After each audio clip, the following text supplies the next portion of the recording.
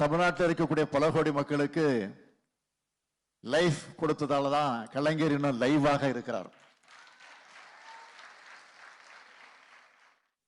என்னுடைய அருமை தங்கை கனிமொழிக்கு என்னுடைய பாராட்டுக்கள். பாசத்தை பொழியும் போது கனிமொழியாகவும், தமிழ்நாட்டுடைய உரிமைகளை நிலைநாட்ட நாடாளுமன்றத்தில் பேசும்போது கர்ஜனை மொழியாகவும் இருக்கிறார் கனிமொழி அவர்கள். நீங்க எல்லாரும் கனிமொழி அவருடைய நாடாளுமன்ற பேச்சுக்களை பார்த்திருப்பீங்க, கேட்டிருப்பீங்க. இந்திய நாடாளுமன்றத்தில் வீர மங்கையாக செயல்பட்டு வரக்கூடியவர் தான் நம்முடைய தங்கை கனிமொழி அவர்கள். இது வாட்ஸ்அப் யுகம்.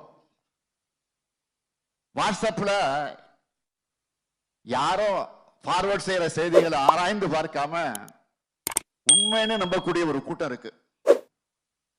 அதுக்கு முற்றுப்புள்ளி வைக்கணும்னா உண்மை வரலாறுகிற மக்கள் கிட்ட கொண்டு போய் சேர்க்கணும். எல்லோரும் எல்லா புத்தகங்களையும் படிச்சிட முடியாது. அவங்களுக்கு கேப்சூல் மாதிரி வரலாற்றை திரட்டி நாம புகட்டணும். அதுக்கு இது போன்ற போட்டிகள் மிக சிறந்த வழிமுறையாக இருக்கும்.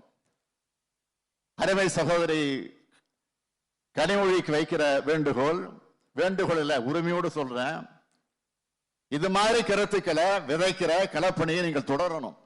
பேசி பேசி வளர்ந்த இயக்கம் இந்த இயக்கம், எழுதி எழுதி வளர்ந்த இயக்கம் இந்த இயக்கம். அப்படி பேச்சாளர்களை, எழுத்தாளர்களை இளம் தலைமுறையிலிருந்து உருவாக்கணும். புதிய புதிய செய்திகளை புதிய புதிய கோணத்துல சொல்லணும்.